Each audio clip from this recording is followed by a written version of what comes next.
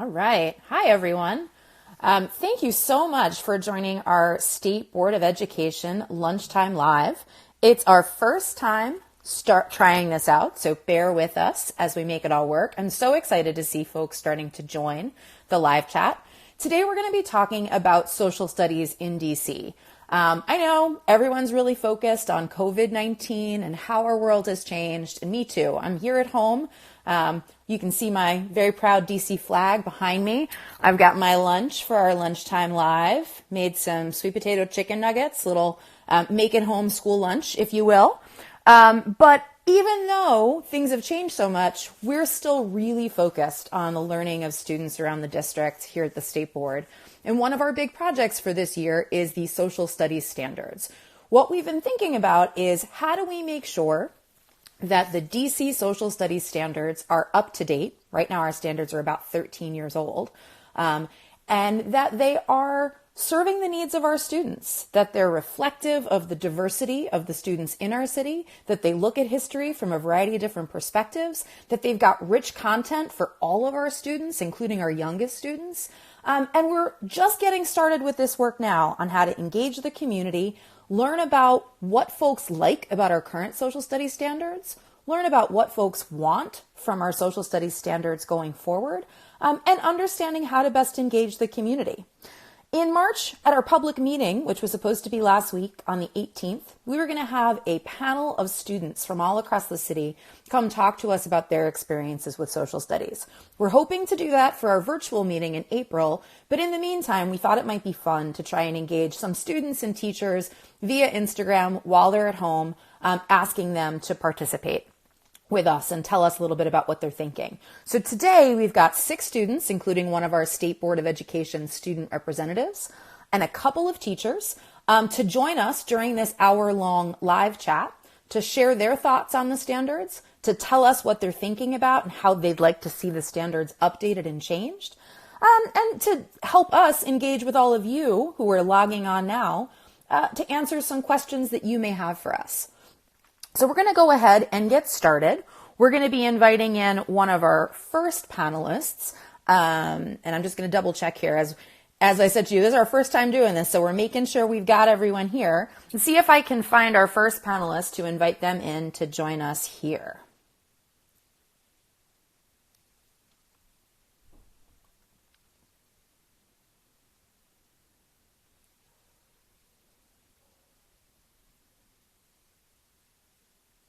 All right, looks like we're still waiting for our first panelist to join us. I'm starting about a couple minutes early, so let's go ahead to one of our questions.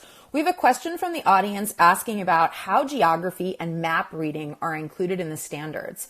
So one of the things to know about the DC standards, and I'm going to show you here on my screen, you can all see there my District of Columbia social studies standards. You can find these on OSSE's website. The geography standards are mixed in throughout each of the grade levels. And we've got a couple of grades where geography is called out specifically. So for instance, 6th grade is a real deep dive on geography. As we think about the standards going forward, I know one of the things our DC State Board Social Studies Committee has been talking about is how do we do things like skills versus content knowledge for the standards? Do we try and have just content knowledge in different buckets like American history, world geography, split out across just particular grades? Or do we try and make sure we're mixing in all of the skills like map reading, like geography, in with the content throughout all the grades? So we don't have an answer for that yet. That's certainly something we're going to be talking about as we go into looking at the current standards, thinking about what needs to be changed, and making sure that we engage experts. What do folks who study geography and folks who teach social studies methods think about how best to do that? What do teachers tell us about how that's worked for them or not worked for them in the past? So thanks for that great question. That came from CapX Lab. Thank you so much for that. All right, looks like we are going to jump in with one of our guests here. So I'm going to invite him to come live with me, and we will go from there.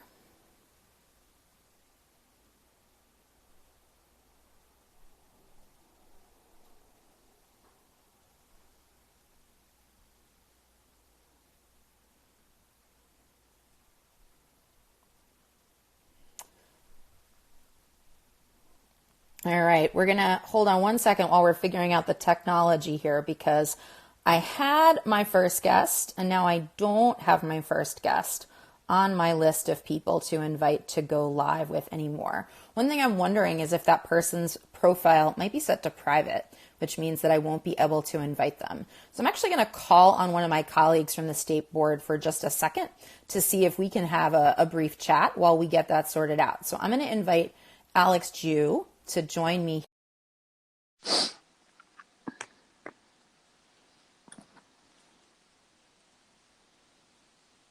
And see if we can't get him on live.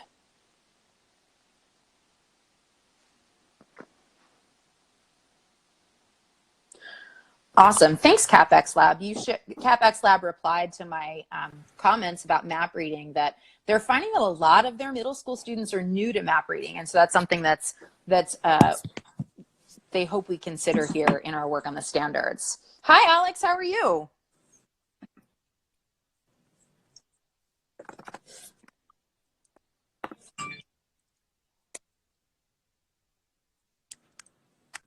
I can see Alex. I'm not sure if Alex can see me yet.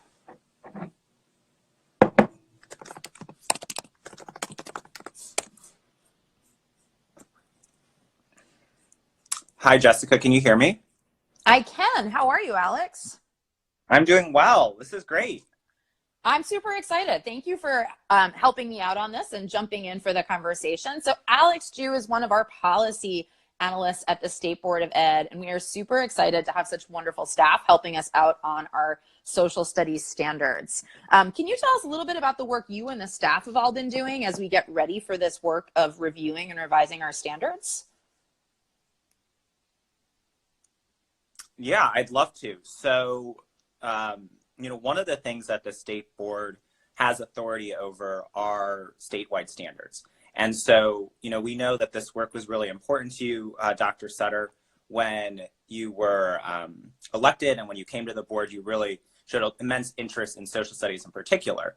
And so the State Board, what we've been doing on as far as the standards front goes is taking a pulse of, when was the last time standards were updated, being cognizant of that, and kind of looking into, what other states are doing with respect to revision processes, how we could adopt some of those best practices possibly for our own revision, or what that might look like.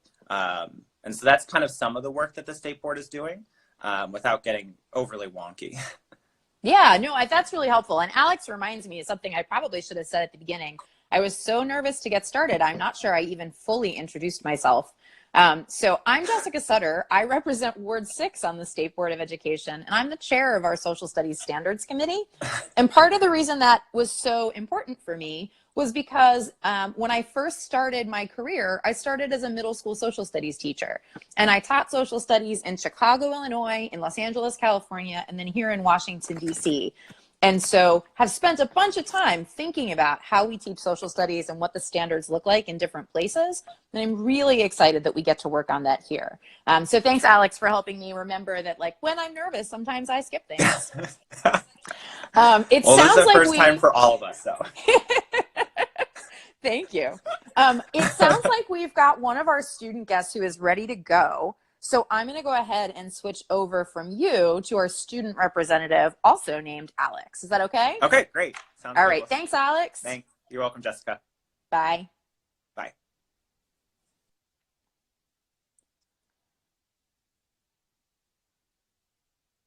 All right. Looks like we should be able to get our next guest in here.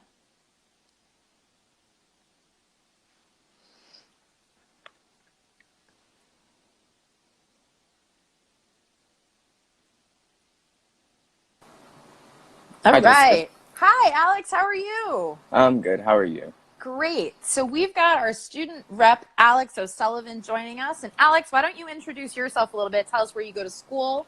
And then talk with me a little bit about your experience of social studies in DC so far. All right. I'm Alex O'Sullivan. I'm a 10th grader at Basis DC. And this is my first year as a student representative on the State Board of Education. Awesome. We are so glad to have you and Dayja Burton, our other student rep. You guys bring so much perspective to our conversations, especially our social studies conversations. Both you and Dayja have had so many really thoughtful comments for us. So tell me a little bit, Alex, when you think about social studies in DC, what comes to mind? What's your experience been like?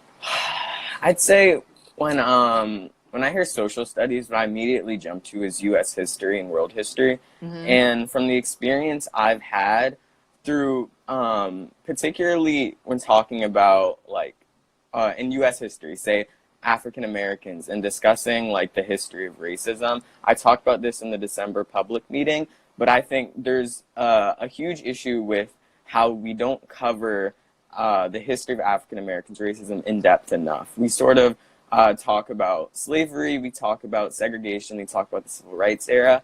And I mean, those are all three very important things, but a young learner would, if just going off the textbook, would think that racism ended there. Because what we sort of do is we go from, we have the Voting Rights Act 1965, and then it's like the election of President Obama in 2008. But we all know much more has happened from 1960s to 2008. There's redlining, something that's been happening for a while, and it contributes to housing segregation today, housing inequity. There's issues of like Nixon's war on drugs, which targets black communities and results in the over-incarceration of black men. There are all sorts of systemic issues that are quite frankly blatant, and things that have affected black communities since the 1960s still affect them today that I think our history books fail to cover. Then there's also the issue in world history. I find that specifically when we're talking about non-European regions and countries, say it's like Africa, say it's India, I find that we tend to only learn about them when Europeans are colonizing them, which isn't something that, like, if my history is being told, I wouldn't just want it to be like told when it's involving the English or it's involving the Portuguese, because quite frankly, groups' histories, countries' histories are much more broad and they're much more diverse than just a particular interaction with Europeans. Yeah, Alex, I so appreciate that. And for everyone watching at home, when I say that Alex and Dayja bring these deep perspectives that we really benefit from in the state board, this is what I'm talking about. The fact that our students recognize that things don't need to be centered around European history, with Europeans and their interactions with others at the center of it, is profound. And I think it's something that all of the adults working on these issues need to be cognizant of, that our students recognize it. And that if we fail to respond to it, it's saying something. Alex, on that note, I've been trying to do some work as we get into this to educate myself. And one of the things that I will say, it is a daunting text, but I've just started reading Chocolate City about the history of race and democracy here in DC, because I think that's exactly right. Like, all of us who are about this work and working with our students on this work need to be making efforts to educate ourselves. Are there particular things that you would like to make sure that the adults doing this work are educating themselves on as we think about how to approach changes to the standards? Yeah, I'd say generally when we're talking about history, if we see something in our history textbook, we usually take it to be a truth.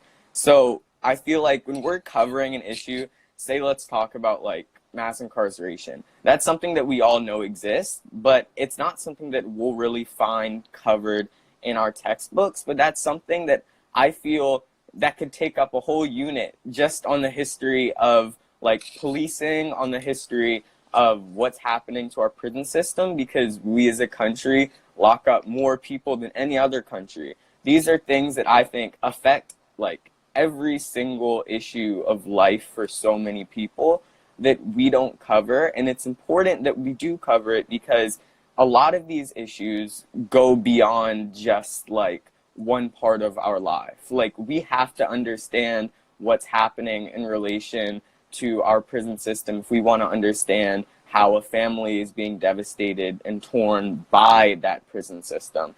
I feel that there are particular issues that I would like to see covered that we don't cover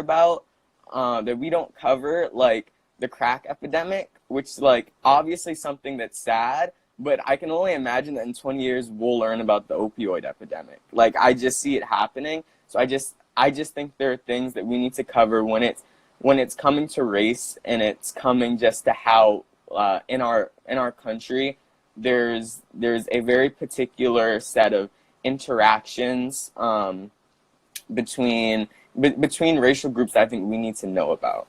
Yeah.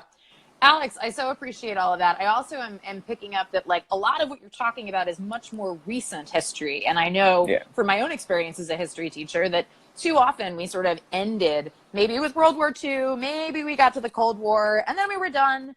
And that is something that we need to make sure we're cognizant of and how we arrange our standards, that it doesn't get sort of shoved, that modern history doesn't get shoved into the last couple of weeks of a school year.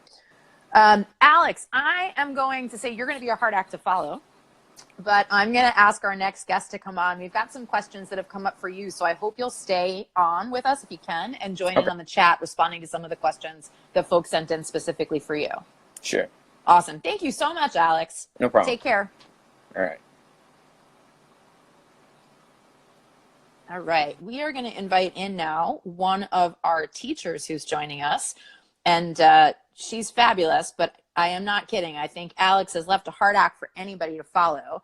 So really excited to have joining us next a veteran social studies teacher in DC public schools. We've got Michelle Bollinger, who teaches at Wilson High School. So I'm going to turn it over to you, Ms. B, and ask you to make an introduction for yourself and talk with us a little bit about how you're thinking about this. Okay, great. Thank you so much for having me. Can you hear me okay? Absolutely. Okay, great. So I appreciate the comments that I've heard so far in the chat, and I'm definitely glad to be here and part of the discussion. I teach at Wilson High School in DC. I think this is my 15th year, and I teach DC history, AP US history, and women's history. Not right now, but in the fall I taught women's history. And I have a good knowledge, I think, of the standards in general. It's been a long time since I taught world history too, but I have a pretty good sense, having worked on some curriculum for DCPS in the past. And I want to say that I think it's long overdue, a look at our standards. And I don't want to conflate the standards discussion with a discussion of how courses are scheduled. Hi, honey, I'm doing a meeting. I'll see you later. But I do think there's some overlap with that. I know, for example, we talk about redlining in 11th grade US history and in AP US history. In DC history, we do a lot about the years where DC struggled with crack and violence and the impact that had. So it's interesting to hear. I respect the fact that younger students want curriculum that's a little bit more relevant, and it gets to some of those issues a little bit earlier. Excuse me 1 second. I need you to go upstairs. Okay, go now, honey, go. You each get one. That's the end of it. Okay. So the joys of all of us being at home in very yes. different circumstances. No, I love yes. it. My dog is going to wander into this frame at some point, so don't worry about it. Yes. Okay. No problem. Okay. So I'll say a couple things just to kind of focus. I do think there's a question about, for example, we split U.S. history into 2 years, 8th and 11th grade. It doesn't really make a lot of sense. I also feel as a teacher of older grades that there's a lot of unevenness in terms of what students learn in the middle grades for social studies, and a lot of unevenness in terms of prior knowledge when they come into class. So I don't want to conflate all this stuff, but I think it's things to think about when we're trying to figure out where to go with the standards discussion. Yep. I will say that I think overwhelmingly the teachers feel that the content standards for world history are too Eurocentric and not relevant enough. Mm-hmm.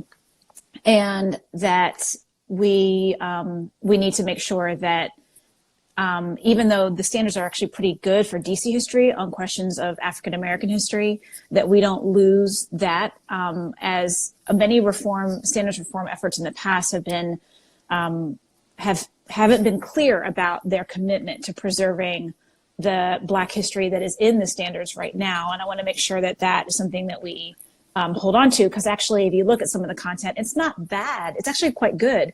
It's just skills that are embedded in it, or the way that the objectives and so forth are written aren't very strong. So you can have, we need to beef up, I think, how students are engaging with some of that content and what we expect them to be able to do with that engagement. But the people, the Julius Hobsons and all the other figures who are in there, it's worth fighting to keep them in. I also think another issue that's relevant to this is the pressure put on by AP and what that means for our standards. In a sense, I think our U.S. history standards and our world standards need to somewhat align, but also not be stifled by AP. AP, for example, means that sometimes I'd like to show the documentary 13th, which I think the student brought up, something that reminded me of it, I guess mass incarceration. Yeah, absolutely. But sometimes I don't necessarily feel like I have the time if I'm trying to get students prepared for an exam by early May. Anyway, I don't want to eat up too much time, but I do think we have an opportunity for classes like women's history and other electives that are on the books for DC, where I know it's impossible to do standards for everything, but we really could beef up what we're offering people, and as well look at skills. I know that a lot of people value the skills standards, and we want to make sure that it's not just a content discussion, but I do think that content matters. I really appreciate your point, though, there about the standards for elective courses, because there are a number of elective courses that are on the books in DC that have been taught in DCPS or taught in our charter schools. And some of them are taught not every year, and some of them are taught not every school.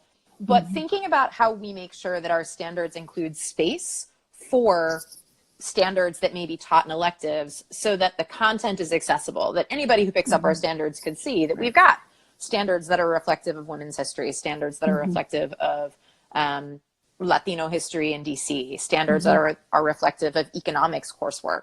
And I also appreciate your point about AP. I've heard that from a number of high school teachers, that there's both joy in the rigor, but also concern about restriction given the pace that's required to keep that up. And obviously this year, AP is a whole nother adventure for so many of our students who are getting prepared for their exams and are now going to experience those in a really different way.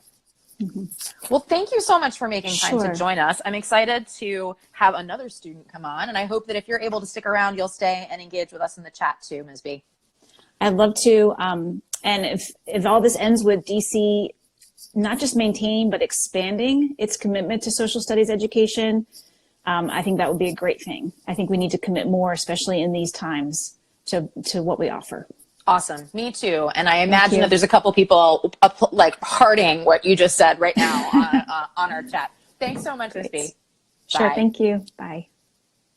All right. So we are going to get in another one of our high school students here, and very excited to welcome them. Let's make sure I can find them. All right. So if this magical request works, we're going to be joined by a junior. Hi there. Hi. So we should have Jada Epps, a junior at Thurgood Marshall. Yes. Hi, Jada. Why don't you go ahead and introduce yourself and tell us a little bit about the student group you're part of at Thurgood Marshall and what you're thinking about when it comes to social studies standards. Okay, so I'm a junior, so this is my second year at Pathways to Power. And with Pathways to Power, we are a student-led gun violence group. So basically, we go around the city and speak to city officials. We have roundtables where we talk to head of transit police, we talk to head of metro, we talk to head of schools, principals, and students who have the same mission as us. Awesome. So for anyone who didn't hear that one statement that Jada made, the group she's part of is called Pathways to Power. And if you are unfamiliar with Pathways to Power, I cannot speak more highly of all the students I've interacted with who are from that group. So take a look at them. I know they're on Twitter, and I imagine y'all are other places as well. Are you on Instagram or Facebook too? Yes. I'm not sure about Facebook, but I know we're with Instagram, Twitter, and we have our own website. Excellent. So definitely check out Pathways to Power. So Jada, from that perspective, being part of this active student group and being at a law-related education high school, tell me what you think about when you think about your experience with social studies in DC. Honestly, my experience with social studies, it has been good and bad, but mostly bad now as I get older and I'm about to be a senior, because there isn't much history that looks like me in textbooks. Most of the time we learn about old white guys who built the country and they had slaves and stuff like that, but there isn't much history about my people, or if there is history, it's mostly slavery, or how we rebelled against this. Isn't a lot of positive history. And so as time goes on, I wonder, like, are we ever going to get positive history? Are we ever going to get a lot of recognition that we deserve? Yeah, I mean, I think you're echoing everything we heard from Alex too, that the textbooks aren't reflective of what you know is true about the history of your people, which is that it's far more complicated than just being in relation to white folks like the founders and folks who owned people who were enslaved. What are some of the things that you like about social studies at Thurgood Marshall? Because I know you all have some really fantastic social studies educators, but also you get to experience social studies in a lot of different ways at your high school. Yeah. I like that my school gave me the opportunity to learn about the civil rights more. So like in February, I went on a civil rights trip through the South. So I traveled to New Orleans. I went to Alabama. And on that trip, it gave me the experience to learn more about my people and the history there. Like I had to learn more positive history. So like, I've never, so it taught me a lot. That's great. So actually getting to be in places where history was happening, getting to go visit sites where civil rights history was made. Yeah. What would you like to see us do differently as we think about the standards going forward? Obviously, it sounds like thinking about how we make texts available that show positive history of Black Americans. What else? I feel like it should start with, I feel like it should start in the classrooms. Like, go in the classroom, ask kids what they want to learn about. Because oftentimes it's decided for us, and then it's just thrown on us about other stuff that we don't want to learn about. Like a lot of my classmates, they do U.S. history class, they learn about our people. So I feel like it should just start there. Go into classrooms and ask us what interests us or what stuff we want to know. Awesome. So making sure that as we get through this work of considering the current standards and thinking about what to do next, that we're asking students, like what we're doing now, but on a much broader scale, actually getting into the classrooms to ask students what they're thinking about. Yeah, and talk about current events that's going on now, like the guy who said earlier about mass incarceration and the opioids, the drug experience right now. I feel like that's not taught enough. Yeah, totally. Yeah. Jada, I so appreciate you making time to join us today. We're going to move on to our next high school student because we're having so much good conversation and I'm bad at timekeeping. Okay. I hope you'll stay on, though, and engage with us in the comments. Awesome.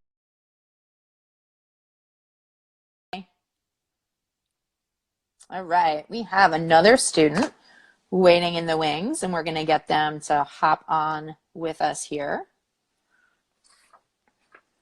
We're next going to be joined by a student from a Ward 6 school. Yay, Ward 6. And so as soon as we get a connection here, very excited to have. Hi there. So I've got Kayla from Eastern High School. And Kayla, I'm going to ask you to take a moment, introduce yourself, and tell us a little bit about what groups you're involved with at Eastern and what work you've been up to with social studies. Okay, so I'm a part of Make a Good Challenge DC, and that's how I found out about the hearing. And basically, we were just like a youth group involved in activism and getting people to vote and canvassing and all that stuff for candidates for this political election. So yeah, but in school I am part of student government, but right now we're on a hiatus because of Corona stuff. Indeed, Yeah, all of the government stuff has been a little disrupted. yeah. Student government, Mhm. election primaries, and everything. So, Mhm. Kayla, being involved with MCVA DC and the work of Action Civics, and again, if folks are on who are not Mhm. familiar with MCVA Challenge, I so encourage you to look up MCVA Challenge and MCVA DC. I got to judge the Soapbox series speeches and was super impressed with what I heard from students there. Mhm. But given your work in student government and with MCVA, tell me a little bit about how you think about our social studies standards. What should we Okay. be doing as we think about them? So I wrote a statement. If I could just like read through that. Please. Okay. So basically I want to start with like Black history and how I think about it. Because I take IB history and that's like a little bit different from AP and like regular course history, but it's still kind of like the same topics taught. So what I was thinking is that with Black history, we can start with the inclusion of like the African nations that Black slaves were stolen from. So I wanted to start with like their immigration and like how their nations were before they got brought over to the Americas. And I think that slavery should still be taught, but I think it should be more inclusion of like African figureheads that are like really prominent to the slave rebellion movement as well. I think that slavery, sharecropping, Jim Crow laws, and the civil rights movement should all be taught as well, and there should be more instruction on the Civil War and what that meant for Black African slaves, and not just what it meant for the Union and the Confederacy, if that makes sense. Mm-hmm. I think that there should be more section on the Black struggle and successes to this day. I heard people talking about how it should be more modern history taught. So I think that should include like police brutality and like Barack Obama's election. I think those should also be included, and also mass incarceration, because I'm a strong believer in criminal justice. And also, I think that there should be more taught on African countries in world history classes, like more instruction on South Africa. And then I think that LGBTQ plus history should be taught as well.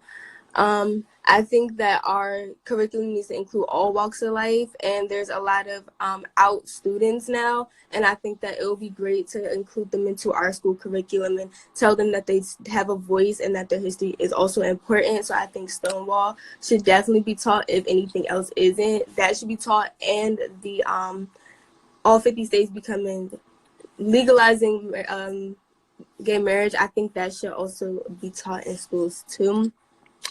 And lastly, I want to talk about women's history and how that should be taught. I think that there's a lack of it in our classes. I've only sat through one lesson on feminist movements and also one lesson on LGBTQ plus movements. So I think that it's important to put more feminist movements and more brave women in our history.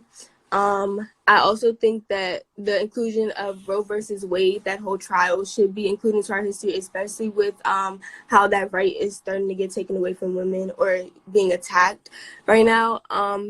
And I think that it should just teach how women have always been inferior to men, especially in the United States. I think that should be taught in U.S. history. So yeah, basically I just would like Black history, LGBTQ plus history, and women's history to kind of be fixed in a part and included in a part of our curriculum. So, Kayla, I so appreciate all that you've offered. I think especially what I'm hearing from you and from all the students we've heard from today is that we have to think about who is centered in our history and whose history is taught as important and whose history is taught as important for all of us to learn about, not just for folks from particular groups, but because it's part of the American story. It's part of all of our history. I also will say, I saw a little note. Is today a special day for you? Oh, yeah, it's my birthday. Oh my gosh, that's so exciting. Well, thank you for Thank making you. time on your birthday to join us, Kayla. That means a lot. Of course. Super excited to have you as a Ward 6 Eastern High School Rambler. And thank you so much for joining us today. Thank you. All right. Thanks, Kayla. We're going to come on now to one of our other teachers. And I was delighted that we had gotten to hear from this teacher in one of our public meetings. And so super excited that he's able to join us today. So if this works well, we're about to get Mr. Clemons joining us. Hi there. Hey, how's it going? Good. Thanks so much for making time to join us today. What do you got there behind you in the background? That's the city of Washington. A print from, I think, 18 something, or reproduction. I love it. I love it. Some good historical artwork on the wall. Yes, so, Mr. Clemons, yes. why don't you tell us? Represent for DC United as well. All right. I love it. All right. So why don't you tell us a little bit about who you are, where you're, and what you teach, and then what you're thinking about when it comes to social studies in DC. Yeah, my name is Jerome Clemons. I am a 7th and 8th grade currently humanities teacher at Center City Shaw in Washington, D.C. And one of the things I've seen with the standards is since I first started teaching in D.C. over 10 years ago, as everyone said, they've stayed the same. In regards to the look of it, based upon, all you have to do is get the PDF file. But, I think if anything, I would love for them to be a little more interactive for both the teachers and the students. So, and even if we just made the current ones a little more interactive, I think that would be something that would be beneficial, particularly the current times that we're in, and knowing that with technology kind of being the norm now, it'll be a lot more of our responsibility to make it more accessible and understanding for differentiated types of students, both ESL, both students with special needs, and even our excelling students. So those advanced students who might be in first grade who are ready to read, a high school passage or something.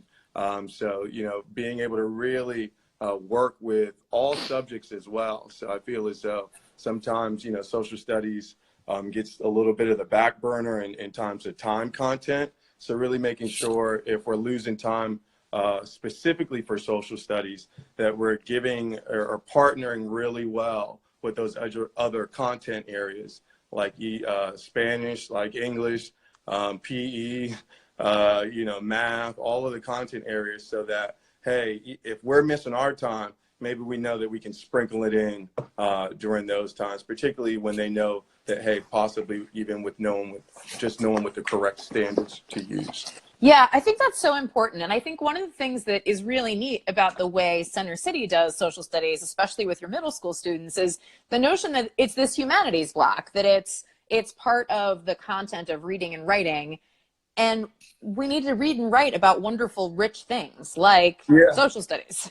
Yeah, no, I agree, and I think it really creates a partnership with the English teacher, because it's almost like a co-teaching environment where, I do focus on some of my expertise, but I also make sure to kind of make it related to what the current English lesson is.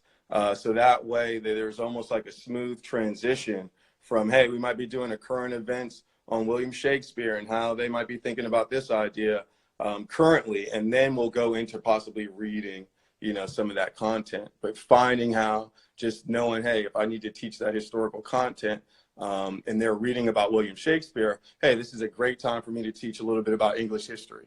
And so, knowing that, hey, you need a little bit of background knowledge. Totally. And I mean, I think the other thing that sounds true for me from what you're saying is that students don't experience subjects as compartmentalized. They don't just put it in those buckets. And if we help them see it all as part of what they're learning, it's going to be better for them. Definitely. I definitely feel like they'll have a better appreciation for all lessons. If you are trying to learn DC streets and learn DC maps, hey, if you're good at math and geometry and lines and symmetry, you'll realize, hey, this is easy to learn. If I go these many over, hey, I'll be to this neighborhood or this ward in this amount of time. And so all of those things, are beneficial for the current students, but I also feel for the future students that a lot of times the students that aren't even born yet, that we have to prepare for. And that's, some of the ideas. So for me, I feel that, before, just to kind of make sure I give a little bit of time for everyone else, I would love to see more additions to DC landmarks. If the standards could incorporate, we know that, hey, there might be a unit on ancient Greece, but how many buildings in Washington, D.C. have Greek architecture that, make the lesson that much easier? If you've been on a bus driving by it all day, and there goes a lesson right there. Yeah. So really making sure that, like I said, if they're interactive for teachers, they can see those benefits of, hey, you're teaching on this, there's a building around the corner that you can just show this picture for, and really having those resources already available for teachers. I think that, with all the demands on teachers trying to, do a current lesson, it's always that much better for teachers to have great resources to start. Yeah. And when the standards are, just a whole bunch of words, it's a lot of interpretation for the teacher to do. Totally. But I feel like if you can help to differentiate for both the teachers and both the students, and I know that's a little bit or a lot more work. I feel that, I think it'll benefit both everyone in the long end. Yeah, I so appreciate all that you've said, Mr. Clemons, and thank you again for your time and for calling us to make sure that the standards become an active thing, not just a piece of paper that folks reference for the words, but that they become things teachers and students can really interact with. I'm going to hop on and get another one of our students in, but thank you so much for making time. Take care of yourself during this break. Have a good one. All right, Ward 6 schools. Yeah. Go. All right, so we are going to get another student on board. And making sure I've got the right handle here. All right, so I am adding in a sophomore joining us from Benjamin Banneker High School, another student involved with MICVA DC, and really looking forward to this. I see some notes in the chat about humanities and making sure there's adequate time for social studies. I wholeheartedly agree that we're not looking at replacing social studies, but definitely know that's going to be topic of more conversation. Hi, Benjamin, how are you? This is Cristian. Oh, I'm sorry, Cristian. I apologize. Yeah. Cristian, why don't you go ahead and introduce yourself? Okay. Sorry about that. And tell us all what good. you're thinking about when it comes to social studies. Okay, my name is Cristian Cardona. I go to Banneker High School. And what I want to see as in like a change with the social studies, like right now when I'm in AP, I'm doing AP World, and then I'm going out to all these competitions, and other students are doing history related, like U.S. history related things, and I've been wondering, like I was in 8th grade, and I was like, oh, why is there like U.S. history in 8th grade? You have 2 years of a period where there's world history, and then automatically you go and enter to U.S. history. And that's one thing that's always been puzzling me, because I feel like if you want people to be interested in politics at a younger age, you should implement it at a place where it's not necessarily like 12th grade or like 11th grade. Like do it at a more younger age, like before they're 16 years old, so that they can be embedded in politics. Because usually the people in my grade, when they hear politics, they don't think it's a huge thing. Mm-hmm. And when I'm out to these things, I feel like I'm at a disadvantage when I'm at competitions with other people from other states. And I feel like that kind of puts me at a level where I'm not necessarily exceeding compared to other places, other schools in Maryland and Virginia. Mm-hmm. And it's more of like, I want to highlight the importance of politics and how people should engage in politics at a more younger age, because if you introduce it to them at a younger age, not like we're going to show it to them at like 18, but if we were to show it to them at like 15 years old, they would feel some sort of connection that they would feel much differently than they were in 12th grade. Mm-hmm. It's like when you're learning either medieval history in 9th grade or just like a regular class in 9th grade, I feel like I kind of wasted a year.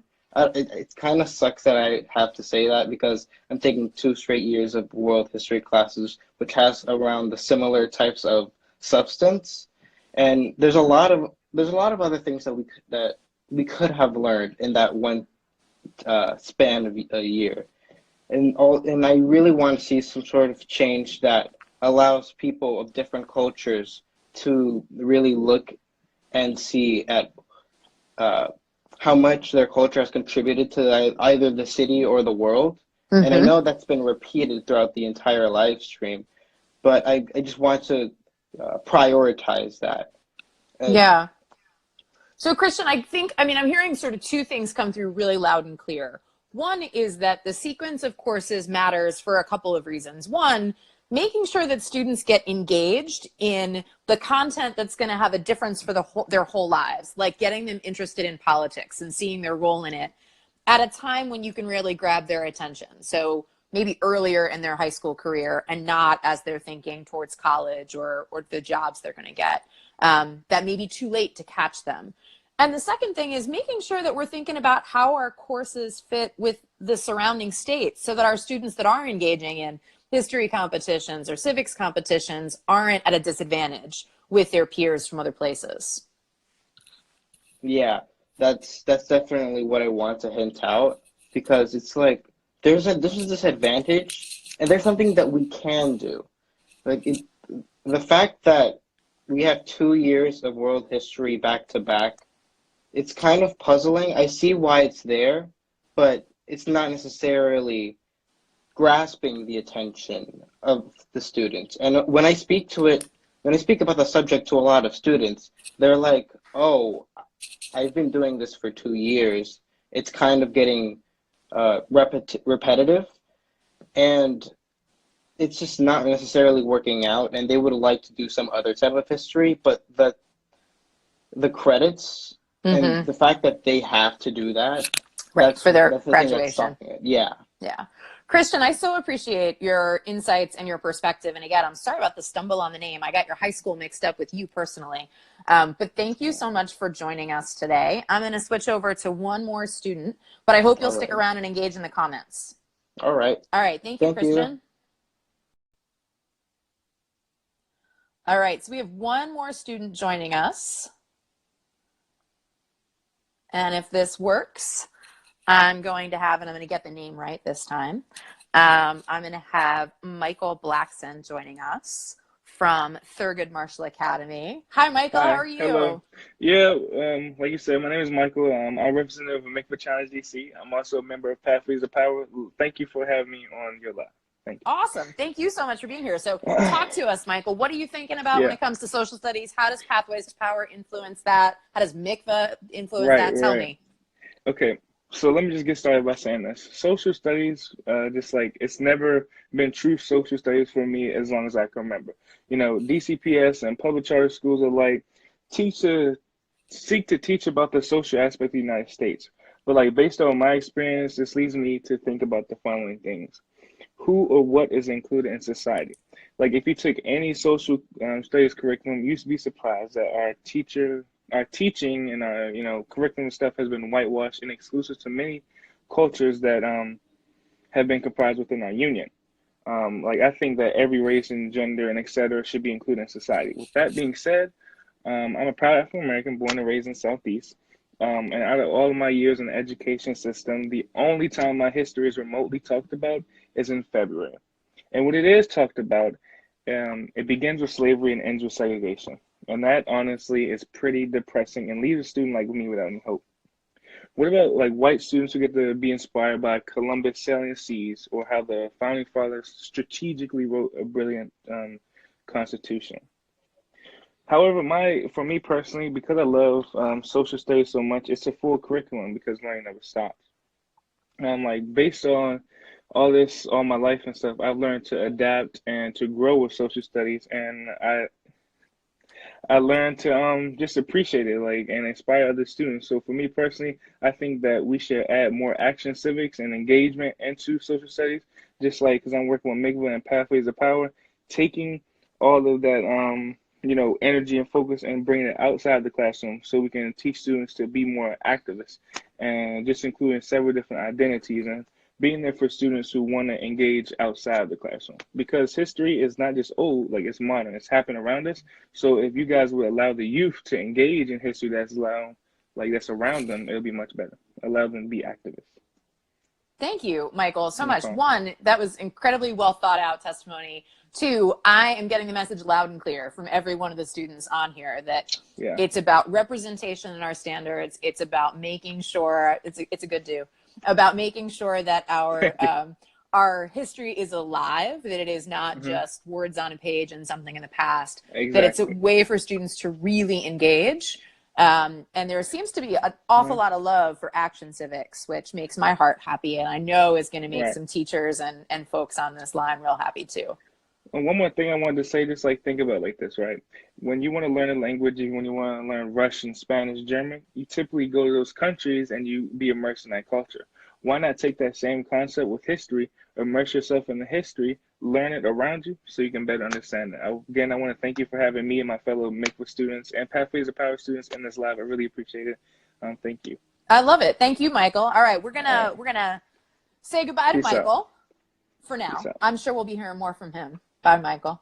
And go back for a second to Alex Jew from our staff, who is going to join us because one of our other student reps was unable to join us today, and Alex has testimony of hers that he's going to share with all of us.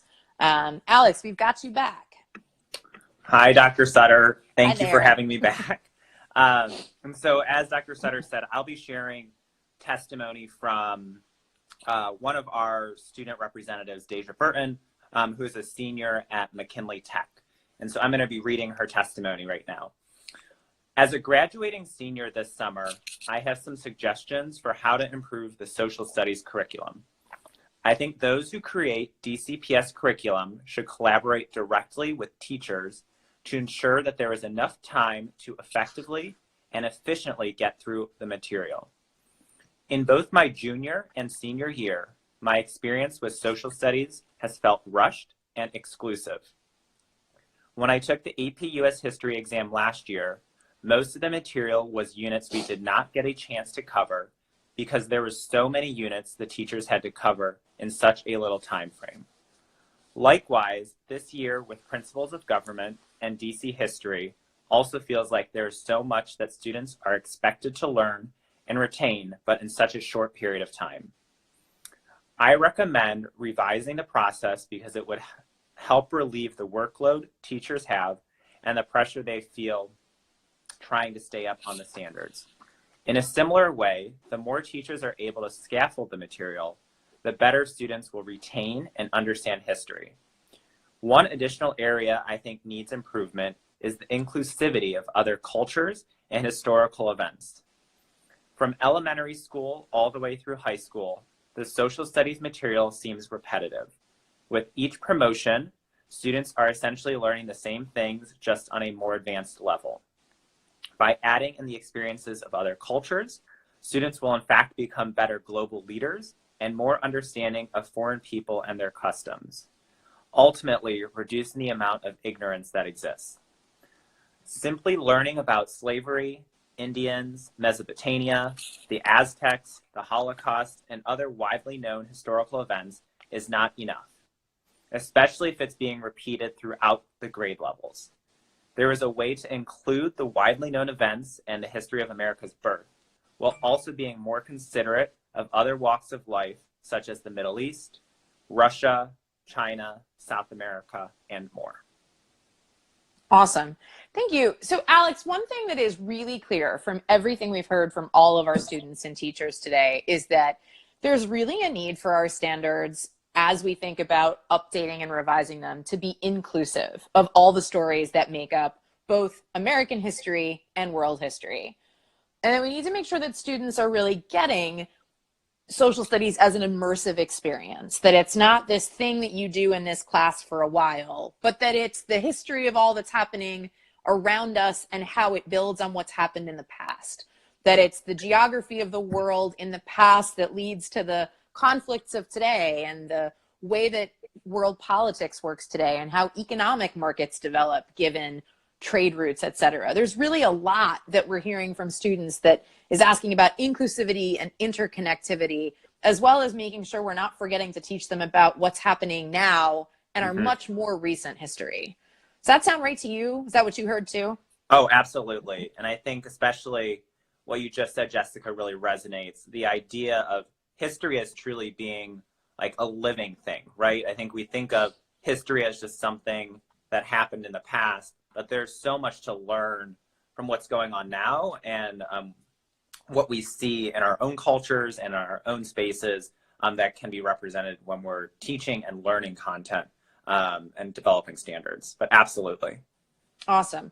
Alex, thanks so much for joining us. I'm going to go to a couple of questions we got on the feed and let you go.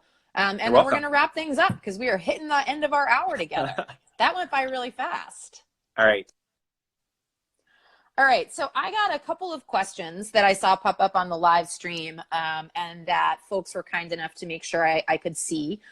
So one of the questions that was in the chat was, how many of the topics that are covered in social studies classes today in DC are based on the standards versus the textbooks versus what's in the curriculum and how it was designed, and how that's actually being taught? And I think this is always a tension that we face when it comes to social studies, because history is long and we have a limited number of years with students, and we want them to understand as much as we can about this long history of the US and of the world.